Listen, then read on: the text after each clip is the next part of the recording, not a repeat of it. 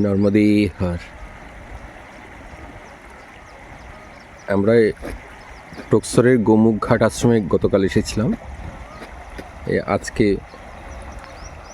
সকালবেলা এখানে মায়ের তরে স্নান করতে এসেছি। কালকে এই যে রাস্তাটা দেখা যাচ্ছে, এই রাস্তাটাতে জল ছিল না, শুকনো ছিল। এই দিয়ে আমরা ওখানে গিয়েছিলাম। ওখানে যে চেঞ্জিং রুম লেখা আছে, ওই একটা আইল্যান্ডের মতো আছে, ওখানে গিয়ে আমরা ছিলাম। এখন সকালবেলা এসে দেখি পুরো জল ভরে গেছে এদিকটা, এবং জলের খুব স্পিড।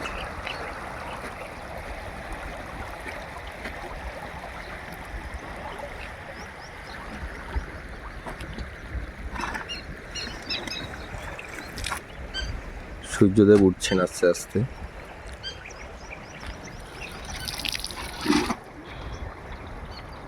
মায়ের সকালবেলা এক রূপ,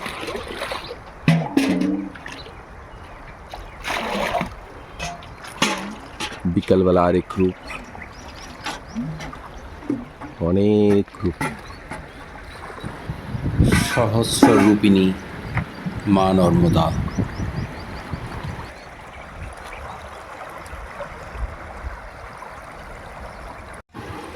স্নান সেরে আমরা গোমুখ দর্শনে আসলাম। এই যে এখানে কুয়োটি দেখা যাচ্ছে, এর কিন্তু অনেক আর্কিওলজিক্যাল ইম্পর্টেন্স রয়েছে। ইংরেজিতে একে বলা হয় স্টেপ ওয়েল, হিন্দিতে বাউরি।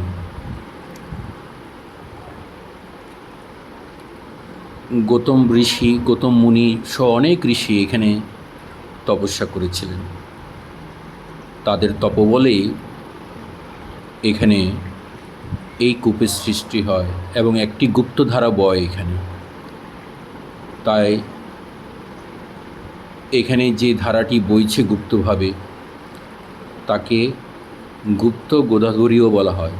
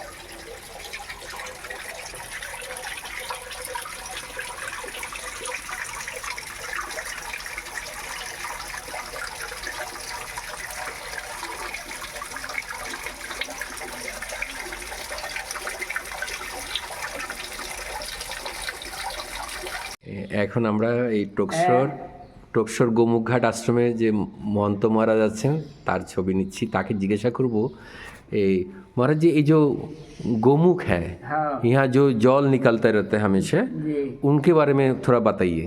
वो प्राकृतिक जल है ना, पहले ऋषि मुनियों ने वो तपस्या की थी, वो तप के प्रताप से जल धारा चलती है। वो कोई नदी नाले या मोटर पंप का नहीं है, ऑटोमेटिक वो तो जल धारा चलती है। और ये गोतमेश्वर महादेव मंदिर की स्थापना भी उसी समय की, ऋषि मुनियों के समय की।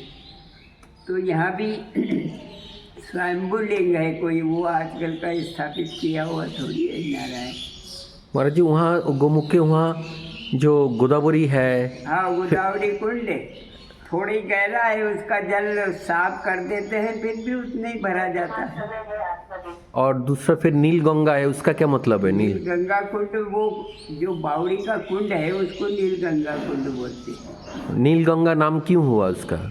नाम नील गंगा क्यों? ये तो पुराना ऋषि मुनियों के समय का है, नारायण वास्तल का है क्या? अभी का होता तो और भी हम कुछ बताते, ये तो पुराना ही। और जो गुफा है वो हाँ। कौन सा मुनि का? वो मतंग मुनि का है। हाँ, मतंग मुनि के बारे में थोड़ा बताइए। अरे उन्होंने यहाँ तपस्या की थी, गौतम ऋषि और मतंग मुनि ने, तो वो तब के प्रताप से ही तो वो जलधारा चलती है गौमुख में, और गुफा भी है। गुफा में उनने साधना की, तब माने तप किया, तपस्या की, और क्या भगवान का भजन किया, ऐसा है। चलो एक और दिखा दो। हाँ। इसको तो छोड़ दो।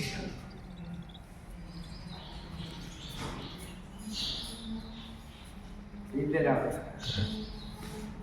ये चित्र बना है कृष्णेश्वर का। इसकी ये जलाधारी जो बनी है उसका मुख किधर है? अरे ये जलाधारी, हाँ, इस तरफ है। हाँ है। इधर है ना? है। अपने तरफ। और ये खंबे से उधर जाके देखना,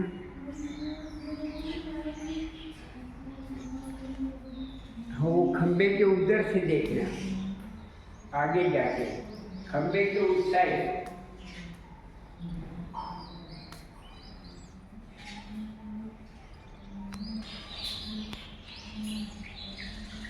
হ্যাঁ, এই যে ওখানে শ্রী কৃষ্ণেশ্বরজির মহাশিবলিঙ্গের চিত্র আছে। আমি যখন এখান দিয়ে দাঁড়াচ্ছি, এখান দিয়ে দেখা যাচ্ছে এর জলধারা বের হওয়ার মুখটা আমার দিকে। আবার যখন ওদিকে যাচ্ছি সেখান দিয়ে দেখা যাচ্ছে ওটা আমার দিকে। এখানে যখন দাঁড়াচ্ছি তখন দেখা যাচ্ছে এদিকে, আবার ওদিকে যখন দাঁড়াচ্ছি তখন দেখা যাচ্ছে এদিকে। হ্যাঁ, এটাই মহারাজজি বলছেন। এখন এখানে শ্রী গৌতমেশ্বর মহাদেব মন্দিরে আমরা প্রবেশ করছি। এখানে যে শিবলিঙ্গ আছে স্বয়ম্ভু। গৌতম ঋষি এবং মতঙ্গ মুনি এখানে তপস্যা করেছিলেন। তাদের তপস্যায় সন্তুষ্ট হয়ে মহাদেব এখানে স্বয়ম্ভু লিঙ্গে প্রকট হয়েছেন।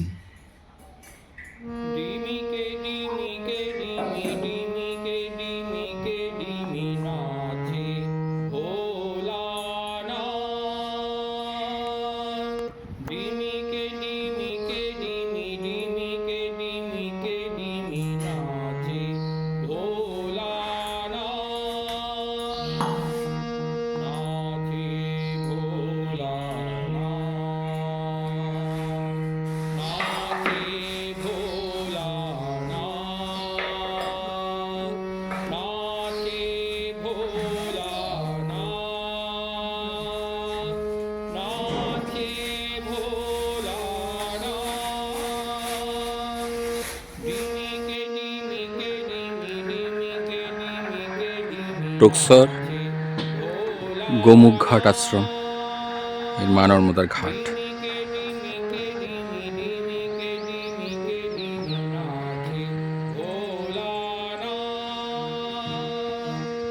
এর আগের পরিক্রমাতেও আমি এই ঘাটে এসে স্নান করেছিলাম, যে জব করেছিলাম ওখানে বসে। অনেক সুন্দর ঘাট। যখন জল বেশি আসে তখন ওইটা আইল্যান্ডের মতো হয়ে যায়। এখন ওখানে যাওয়ার জন্য যে একটা রাস্তার মতো দেখা যাচ্ছে সেটাও ডুবে যায়, ওটা আইল্যান্ডের মতো হয়ে যায়। তখন খুব সুন্দর ঘাট।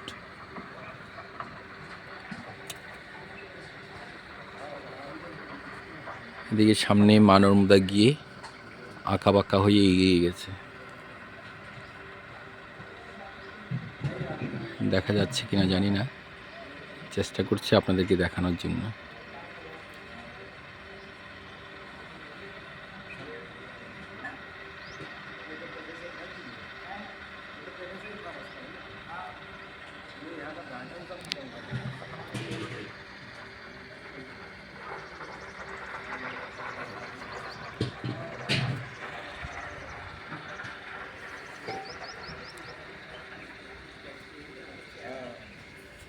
এই পিছনে ওটা হচ্ছে মন্দির। এই মন্দিরের পাশেই এখানে ফুল গাছ আছে, আবার একটা বড় নিম গাছ, একটা জাম গাছ, এর তলায়ও বসা যায়। তার পাশে হচ্ছে কিচেন, রান্নার ঘর। আমরা দুপুরে খাবার খেয়ে নিয়েছি এখানে আশ্রমে, এখন একটু বিশ্রাম করব, তারপরে এরপরে এগিয়ে যাব।